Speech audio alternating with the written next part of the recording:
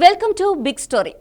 Tamil Nadu politics లోకి తుఫాన్ల entry ఇచ్చిన దళపతి విజయ్కి ఆంధ్రప్రదేశ్లో హిస్టరీ క్రియేట్ చేసిన పవర్ స్టార్ పవన్ కళ్యాణ్ ఒక ఆసక్తికరమైన సందేశం ఇచ్చారు. అది డైరెక్ట్ సలహా కాదు, అలాగని ప్రశంస కూడా కాదు.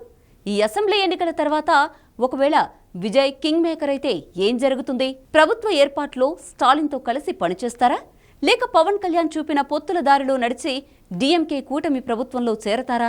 ఈ సరికొత్త పొలిటికల్ యాంగిల్ వెనుక ఉన్న వ్యూహాలను ఈ బిగ్ స్టోరీలో చూద్దాం. తమిళనాడులో ప్రస్తుత పొలిటికల్ సీన్ ను ముందు మనం అర్థం చేసుకోవాలి. కొన్ని దశాబ్దాలుగా అక్కడ పాలిటిక్స్ రెండు పార్టీల చుట్టూ తిరిగాయి. ఒకటి కరుణానిధి స్థాపించిన డీఎంకే, మరొకటి ఎంజీఆర్ జయలలిత నడిపిన అన్నా డీఎంకే. ఈ రెండు ద్రావిడ పార్టీల కోటలు బద్దలుగొట్టాలని ఎంతో మంది ట్రై చేసి ఫెయిల్ అయ్యారు. చివరికి సూపర్ స్టార్ రజనీకాంత్ కూడా రాజకీయాలకు వస్తున్నట్టే వచ్చి లాస్ట్ మినిట్లో వెనక్కి తగ్గారు. ఇలాంటి టైంలో తమిళనాడులో విపరీతమైన ఫ్యాన్ బేస్ ఉన్న దళపతి విజయ్ తమిళగ వెట్రి కళగం పార్టీని స్థాపించి పెద్ద సంచలనమే సృష్టించారు. ఆయన పార్టీ పెట్టడమే కాదు, 2026 అసెంబ్లీ ఎన్నికలే టార్గెట్ అని ఆ ఎన్నికల్లో ఒంటరిగా పోటీ చేశారు. చరిత్ర తిరగరాస్తామని కాన్ఫిడెంట్ గా చెప్పారు. తమిళ రాజకీయాలు ఇప్పుడు డీఎంకే, అన్నాడీఎంకే, టీవీకే మధ్య ట్రయాంగిల్ ఫైట్ గా మారిపోయాయి. సినిమా ఫీల్డ్ నుంచి పాలిటిక్స్ లోకొచ్చి ఎన్నో ఒడిదుడుకులు చూసి ఇప్పుడు ఆంధ్రప్రదేశ్లో డిప్యూటీ సీఎంగా ఉన్న పవన్ కళ్యాణ్ సరిగ్గా అలాంటి జర్నీనే మొదలుపెట్టిన విజయ్ గురించి ఏమన్నారు అనేది అందరిలో క్యూరియాసిటీ పెంచింది. రీసెంట్ గా యువతతో జరిగిన ఓ మీటింగ్ లో మీరు విజయ్కి ఏమైనా సలహా ఇస్తారా అని పవన్ అడిగినప్పుడు ఆయన చాలా మెచ్యూర్డ్గా సమాధానమిచ్చారు. నేనెవరికీ సలహాలు ఇవ్వను, నా సొంత పిల్లలకు కూడా వాళ్ళు అడిగితే తప్ప ఇవ్వను. ఇక విజయ్ విషయానికి వస్తే ఆయన చాలా క్యాపబుల్, భారీ ఫాలోయింగ్ ఉన్న పెద్ద స్టార్. అలాంటి వ్యక్తికి నా సలహాలు అవసరం లేదు అని క్లియర్గా చెప్పారు. అయితే ఆయన మాటల్లోనే ఒక హింట్ కూడా ఉంది.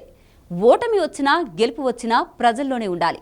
అది చాలా కష్టమైన ప్రయాణం, కానీ నిలబడాలి అని పవన్ పరోక్షంగా హింట్ ఇచ్చారు. ఇది డైరెక్ట్గా సలహా కాకపోయినా ఎన్నికల తర్వాత ఎదురయ్యే పరిస్థితులను తట్టుకుని ఎలా నిలదొక్కుకోవాలో చెబుతూ విజయ్ భవిష్యత్తు ప్రయాణంపై ఒక పరోక్ష సూచన ఇచ్చినట్టు అయింది. పవన్ కళ్యాణ్ మాటలను మనం ఎందుకు అంత డీప్గా అనలైజ్ చేస్తున్నాము అంటే ఆయన పొలిటికల్ జర్నీ విజయ్కి ఒక పర్ఫెక్ట్ కేస్ స్టడీ లాంటిది. ఇద్దరూ సినిమా గ్లామర్తో వచ్చిన వాళ్ళే. ఇద్దరికి యూత్లో విపరీతమైన ఫాలోయింగ్ ఉంది. ఇద్దరూ సిస్టమ్ను మార్చాలనే ఆశయంతోనే వచ్చారు. 2019 ఆంధ్రప్రదేశ్ ఎన్నికలు గుర్తు తెచ్చుకుందాం. అప్పుడు పవన్ కళ్యాణ్ జనసేన పార్టీ ఒంటరిగా కొన్ని పార్టీలతో కలిసి పోటీ చేసింది. దాదాపు 137 స్థానాల్లో పోటీ చేస్తే గెలిచింది కేవలం ఒక్కటంటే ఒక్క సీటు. స్వయంగా పవన్ కళ్యాణ్ పోటీ చేసిన 2 చోట్ల ఓడిపోయారు. దీనికి మెయిన్ రీజన్ ప్రభుత్వ వ్యతిరేక ఓటు టీడీపీ జనసేన మధ్య చీలిపోవడం. కట్ చేస్తే 2024 ఎన్నికలు. ఈసారి పవన్ కళ్యాణ్ తన స్ట్రాటజీని కంప్లీట్గా మార్చారు. 2019లో జరిగిన మిస్టేక్ రిపీట్ కాకూడదని ఫిక్స్ అయ్యారు. ప్రభుత్వ వ్యతిరేక ఓటు చీలకూడదు అనే ఒకే ఒక్క లక్ష్యంతో ఎన్నో విమర్శలు ఎదుర్కొని టీడీపీ బీజేపీతో పొత్తు పెట్టుకున్నారు. ఈ స్ట్రాటజీ అద్భుతంగా వర్కౌట్ అయింది. జనసేన పోటీ చేసిన 21 అసెంబ్లీ స్థానాల్లో 21 గెలిచి 100% స్ట్రైక్ రేట్ సాధించింది. 2 లోక్సభ స్థానాలను కూడా గెలుచుకుంది. పవన్ కళ్యాణ్ పిఠాపురం నుంచి భారీ మెజారిటీతో గెలిచి ఇప్పుడు డిప్యూటీ సీఎంగా ప్రభుత్వంలో భాగస్వామి అయ్యారు. ఈ 2 ఎన్నికల మధ్య తేడా ఒక్కటే, కరెక్ట్ స్ట్రాటజీ, బలమైన పొత్తు. 2019లో ఓట్లను చీల్చిన జనసేన 2024లో ఓట్లను ఏకం చేసి గేమ్ చేంజర్గా మారింది. ఇప్పుడు ఇదే లెసన్ను తమిళనాడు రాజకీయాలకు అప్లై చేసి చూద్దాం. విజయ్ ప్రస్తుతం ఒంటరిగానే అసెంబ్లీ ఎన్నికలకు వెళ్లారు.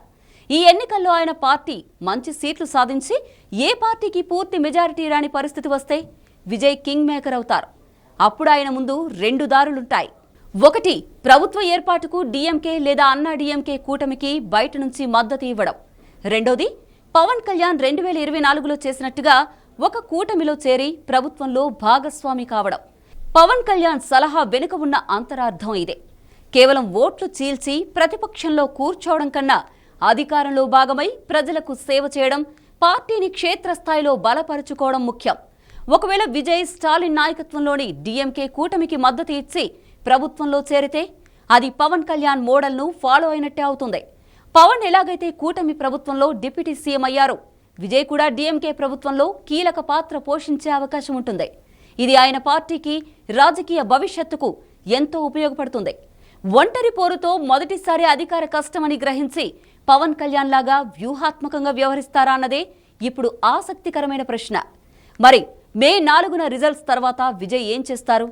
పవన్ కళ్యాణ్ 2019 అనుభవాన్ని చూసి పాఠం నేర్చుకుని ఎన్నికల తర్వాతైనా పొత్తుల ప్రాధాన్యతను గుర్తిస్తారా, లేక ఒంటరిగానే ఉండిపోతారా?